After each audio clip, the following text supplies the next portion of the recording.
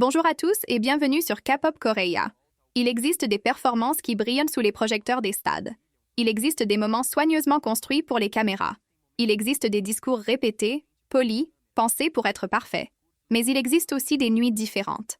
Des nuits sans filtre, des nuits sans protection, des nuits honnêtes, brutes, sincères, d'une manière qui change à jamais la façon dont on regarde un artiste. Le live de Jungkook a été l'une de ces nuits. Ce n'était pas bruyant. Ce n'était pas dramatique. Ce n'était pas mis en scène. C'était réel. Et parfois, la réalité a bien plus de poids que n'importe quel projecteur. Pendant des années, Jungkook a vécu comme une image d'excellence. Depuis ses débuts, il n'était pas simplement un idole. Il est devenu une référence. Le plus jeune, mais aussi l'un des plus complets. Celui qui excellait dans tout ce qu'il faisait. Celui que l'on appelait parfait, exceptionnel, inarrêtable. Mais la perfection devient une cage dangereuse lorsqu'elle cesse d'être une admiration pour devenir une attente permanente. Durant ce live, Jungkook a révélé quelque chose que beaucoup d'artistes n'osent jamais dire à voix haute. Le succès, lorsqu'il arrive trop vite et devient trop grand, peut effacer silencieusement la personne qui existe à l'intérieur. Il a confié avoir passé tant d'années à essayer de correspondre à l'image de Jungkook que le monde admirait, qu'il a fini par oublier de se demander s'il allait bien, lui, en tant qu'être humain. Car derrière chaque performance parfaite, il y avait de l'épuisement. Derrière chaque sourire lumineux, une pression constante. Derrière chaque réussite, la peur de ne plus jamais pouvoir atteindre ce même niveau. Il a expliqué que le public ne voit que les moments forts, les scènes brillantes, les applaudissements, mais jamais les heures invisibles, les nuits sans sommeil, les combats mentaux, les doutes silencieux qui apparaissent quand les caméras s'éteignent. Jungkook a admis qu'il s'était souvent senti coincé entre la gratitude et la fatigue. Reconnaissant envers ARMY, envers la vie qu'il a construite, envers le rêve qu'il a réalisé, mais profondément fatigué de porter des attentes plus lourdes que ses propres émotions. Il ne se plaignait pas. Il se confiait. Et cette nuance a tout changé. Il a expliqué que le fait d'être appelé Golden dès un très jeune âge lui a donné l'impression qu'il n'avait pas le droit de craquer, pas le droit de se reposer, pas le droit de montrer ses faiblesses. Chaque comeback devait être plus grand.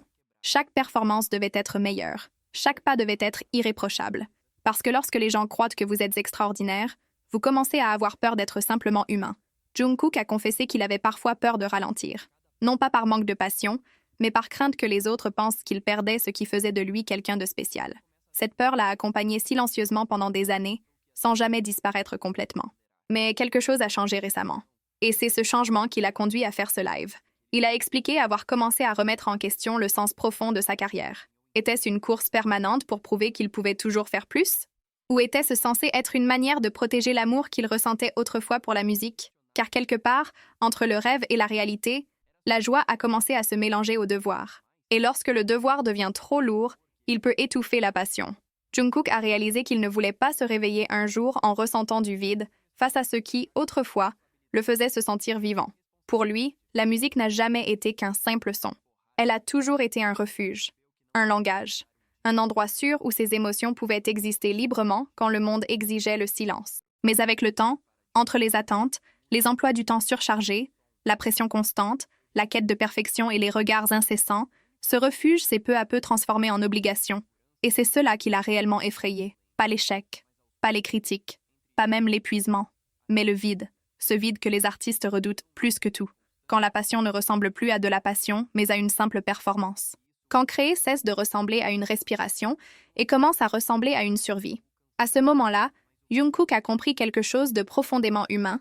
S'il continuait à faire semblant que tout allait bien, s'il continuait à être fort en silence, il risquait un jour de perdre la partie de lui qui aimait sincèrement la musique, non pas parce qu'il cesserait d'aimer, mais parce qu'aimer sous une telle pression faisait trop mal.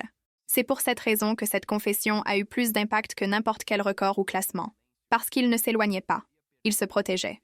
Il a choisi de préserver l'artiste en lui avant que l'industrie ne l'efface lentement, de reprendre le contrôle de son cœur, de ses émotions, du sens réel derrière chaque note qu'il chante. Et cela n'est pas une faiblesse. C'est de la lucidité, c'est de la maturité. C'est un artiste qui refuse de laisser le succès dévorer son âme. Il a choisi la survie émotionnelle plutôt que la perfection silencieuse, l'honnêteté plutôt que l'image, respirer plutôt que prétendre. Et seuls ceux qui ont porté un poids immense pendant des années peuvent comprendre à quel point ce choix est difficile. Car les idoles sont formées pour endurer, sourire, rassurer, rester fort même lorsqu'ils se brisent intérieurement. Mais Jungkook a fait quelque chose de rare. Il a montré son point de rupture non pas comme un effondrement, mais comme un acte de courage. La réaction d'Army n'a pas été bruyante. Il n'y a pas eu de colère, ni de chaos.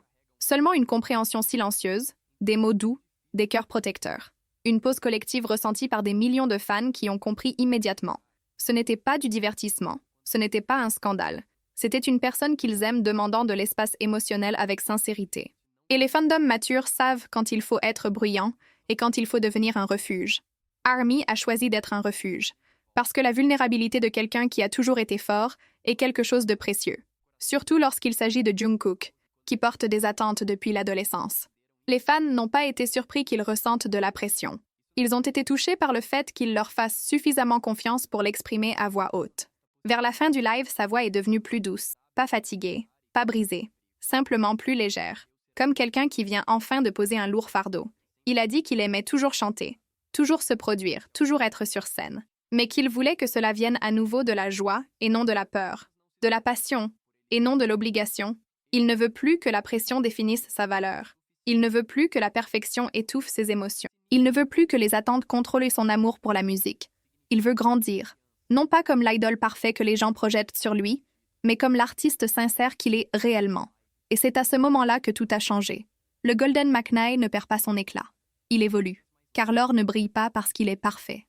Il brille parce qu'il résiste à la pression, parce qu'il se plie sans se briser, parce qu'il traverse le feu et en ressort plus fort. Cette nuit-là n'est pas devenue historique à cause d'une controverse.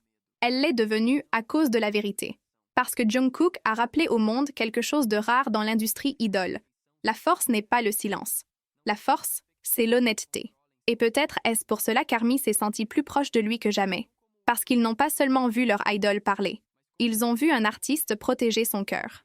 Parfois, la performance la plus puissante ne se déroule pas sur scène, mais au moment où un artiste choisit la vérité plutôt que la perfection.